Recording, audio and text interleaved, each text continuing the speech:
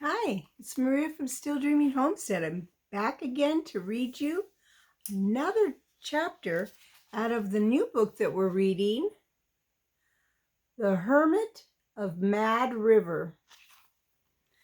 So DJ and Alfred had met the Hermit of Mad River before when he had had Hero and had nursed him back to health after being mauled by a bear. So yesterday we read chapter 1, and that was a pretty sad chapter because while DJ and Alfred were in the store, Hero, who was tied up by a short lead to a bicycle rack, got attacked by a pack of dogs. And then the owners of those dogs kicked him too. He's in the hospital now. We're not even sure if he's going to make it. He has 2 broken legs and so many cuts and lacerations. He's really in shock now. So let's see what happens on chapter 2. When troubles multiply. After reporting the incident to the sheriff's office, DJ was driven home by the lay preacher. DJ's father and grandfather were sitting at the tops of the steps on the Dillons' front porch when Brother Paul dropped off the boy. Dad Dillon glanced up from fitting a new handle onto a double-bitted axe head.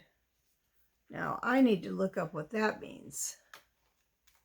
I haven't heard it called that before, so let's look.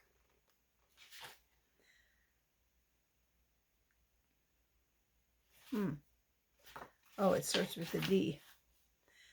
Double-bitted. An axe that has 2 cutting edges instead of 1. 1 on each side.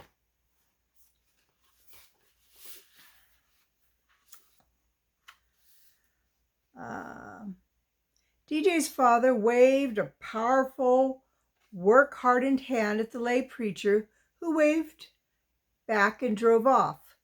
Grandpa Dillon shifted from what he called his Irish shillelagh to ease his arthritic hip. DJ sensed the older man was probing the boy's face with sharp, discerning eyes. Discerning means that he could figure out things that were going on. "Howdy, DJ," Grandpa said. He peered over the top of his wire rim bifocals, like this. "Where's your dog?" DJ saw his father stop work, suddenly aware that something unusual must have happened.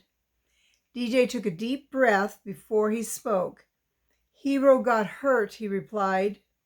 He determined not to lose control over his emotions. He walked to the garden hose, turned it on, and carried the end of it over to the high curb. He washed his hands vigorously. He heard his father and grandfather leave the porch steps and quickly walk up beside him. What happened?" Dad demanded. "And how?" Grandpa asked. His voice was gentle and DJ's mother's had been. Long time ago, the boy's mother had been killed in an auto accident. The front screen door squeaked open and DJ's stepsister and stepmother came onto the porch. The boy saw Pris, the 9-year-old girl, start to speak. "To Mom," as DJ called his father's new wife, held up a hand for silence. Mother and daughter stood silently, listening. DJ stared at the lawn. In a soft voice, he explained what had happened in Indian Springs. He dropped the hose on the new spring lawn and dried his hands on his pant legs, aware that his eyes were misting up again. Priscilla cried, "Oh, DJ, that's awful. Is Hero gonna die?" The boy turned away. The swollen knot in his throat kept him silent. He stared unseeingly across the little lumbering town of Stony Ridge. The high Sierra Nevada mountains, heavy with snow, soared sharply upward to the east. Dad Dillon asked, "You don't know the people who own the dogs?" "Never saw them before." He turned back to face his family. "The man was about your age, Dad, or Brother Paul's. Only bearded and long-haired. The kid was close to my age, probably a father and son." "Two dogs?" Grandpa prompted. "Two were big. One a police dog mix, mostly black. The other was maybe a Mastiff cross." That's a very big dog. "The smaller was a brittle-colored pit bull. Had a white blaze on his head and a white spot on his chest." Two Mom's hands fluttered about as they always did when she was excited or nervous. "We'd better call the sheriff's office right away. Those dogs are dangerous. That could have been a child they attacked.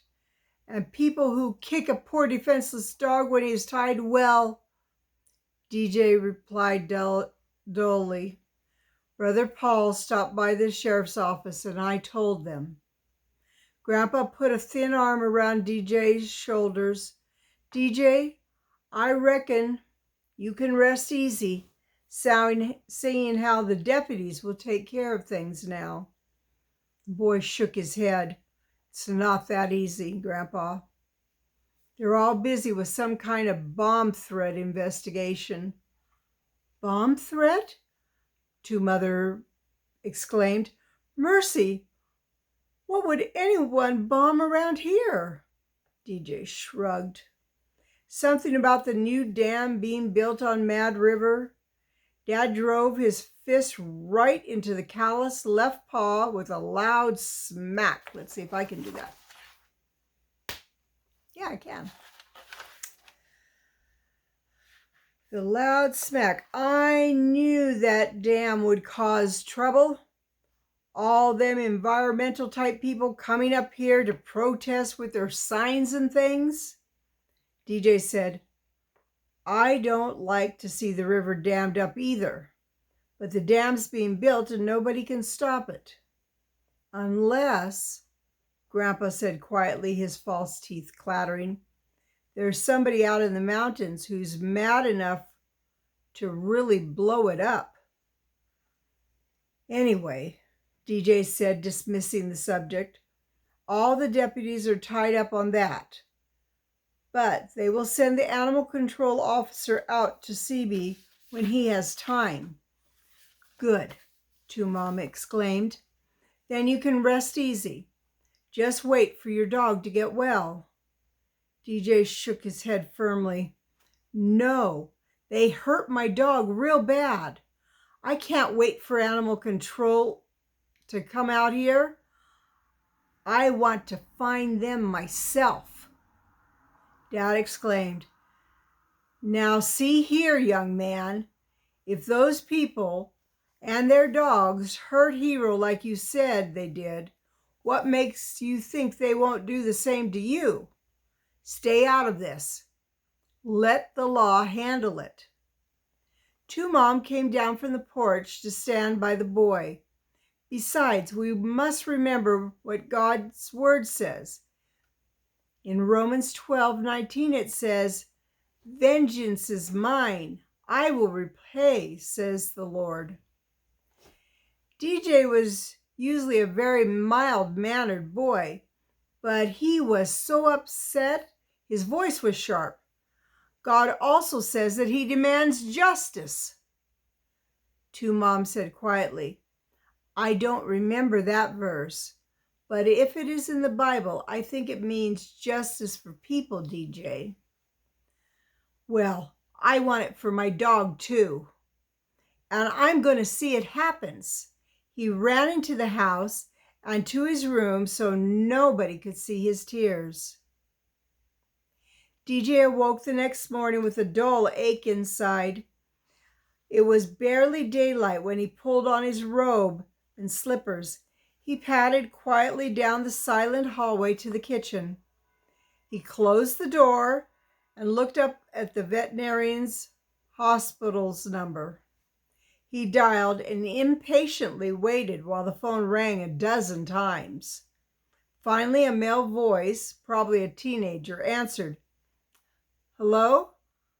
I'm DJ Dillon, and I brought my little dog in yesterday morning. His name's Hero. He's been kicked by some people and bitten by some dogs. How's he doing?" DJ heard a yawn on the other end of the line. "Oh, I'm just the night kid. But I know which dog you mean." "How is he?" DJ repeated anxiously. "You'd have to ask Dr. Barner. Is she there?" "No." "Can't you give me any idea how he looks?" There was hesitation. "Well, he's not doing too hot." The boy's heart plunged like a chunk of lead in his chest. "You mean he's dying?" "You have to ask the doc, and she won't be in for a few hours." DJ was so sick at heart, he didn't even hang up the phone. He was vaguely aware of Two Mom reaching over him and replacing the phone on the receiver. DJ hadn't heard her come into the room. "Bad news, DJ?" she asked, tightening the belt on her gray robe. Wordlessly, he nodded, feeling frustration and anger rise inside him. Didn't anybody really care about Hero? The kid on the phone had yawned. That dog wasn't important to him? Where was the vet? She should be in the office looking after Hero. Maybe he was dying. His stepmother said gently, "There's nothing you can do. Why don't you go back to bed for a while? I'll wake you up in time for Sunday school and church." DJ shook his head. "I don't feel like going to church today." "You'll feel better after we get there." "No, I won't. I won't ever feel better until I find those people and their dogs, especially the brindle." "Now, DJ, that's not like you." The boy didn't want to talk about it. He changed the subject. "Is it okay if I walk over to Alfred's house?" "He's probably still asleep." "I'll wake him up." "Anyway, I can't sit around here or in church. Not today." "DJ, I don't want you to try to find those people or their dogs. Let the law handle it." DJ interrupted. "I'll be careful, honest. I'll just try to find out who they are or where they live. That's all." Two Moms seemed doubtful. "You'll call the sheriff's office and let them handle it?" The boy hesitated, and he nodded reluctantly. "Well, we better talk to your father about this. Besides, you couldn't do anything right now. This is the Lord's Day. You'll have to wait until tomorrow, if your father will let you." DJ's frustration boiled up instantly. Two Mom, tomorrow's a school day. I can't go looking then." "No, there's no school next week. It's Easter vacation, remember?" "I forgot." DJ suddenly remembered the cards he'd left at the dime store in Indian Springs. He'd have to ride down to the county seat to get them. Two Mom patted his arm. "You've got time." "Well, I'm going back to bed for a little while. I suggest you do the same." "I can't sleep," he protested. "Been awake most of the night." "Then study your Sunday school lesson quietly until the rest of the family wakes up. Then we'll all go to church together." Nearly an hour later, DJ was trying to study in his room when he heard the phone ring. He threw on his robe and ran barefoot down the hall into the kitchen. Probably the vet, he told himself, with good news, I hope. He snatched the receiver off the hook and said, "Hello?" A man's voice came over the line. "DJ, this is Mr. Kirsten. I'm glad I caught you before your family left for church." Mr. Kirsten was the editor of the Timber Gold Gazette in Indian Springs, where DJ was a stringer. He wrote stories for them. DJ thought maybe Mr. Kirsten had heard about his dog and was calling to say how sad he was. Instead, the editor went straight to business. "You remember that old hermit that lives out on Mad River? Mr. Ziering?" "Sure. He saved my dogs." "I remember," the editor interrupted. "I know he's an ornery old cuss who'd just as soon run people off the land as look at them, but he likes you. That's why I thought of asking you to interview him instead of sending one of my regular staff reporters." DJ was puzzled. Interview him for what? "Well, you know that when that new dam is built, the water that is impounded or back behind will back up and bury his old shack along with the town of Yellow Dog." "I knew about the town, but not about Mr. Ziering's place. I thought it was too high up on the canyon." "Will his be the last dwelling drowned?" DJ didn't feel like writing about anything. As an independent contractor, DJ knew Mr. Kirsten wouldn't order him to do the story the way an editor could order a staff reporter. The boy started to explain, but the editor broke in. "I need that story by 5 o'clock, Tuesday afternoon. That's why I called this morning when I got the idea of sending you. You've got a tape recorder, don't you?" "Yes. Dad bought one at a garage sale. Battery operated." "Good. Tape your conversation with the old man. Then write the story and get it to me by Tuesday." An idea hit DJ. Going to see the hermit would give the boy an opportunity to ask questions of people he met. He didn't know of any pit bulls in these mountains, especially at Brindle. Maybe DJ could get a lead that would help him find the long-haired people and their 3 dogs. DJ said, "What do you want me to ask Mr. Ziering?" "Make it a feature story.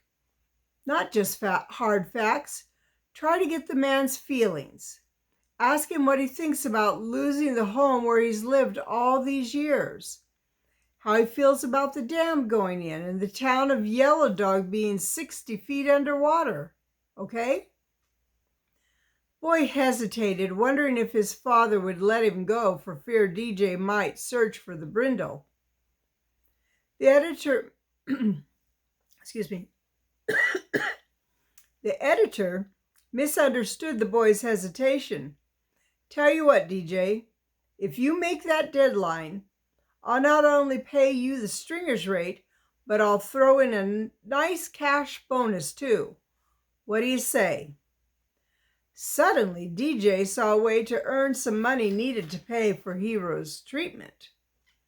"I'll ask my dad, Mr. Kirsten." "Great. Call me back. I'm at home." DJ met his father coming out of the bathroom. The boy quickly explained about the editor's request and the offer of the bonus. Dad frowned. "You won't go running off somewhere else looking for those dogs?" "I won't go out of my way."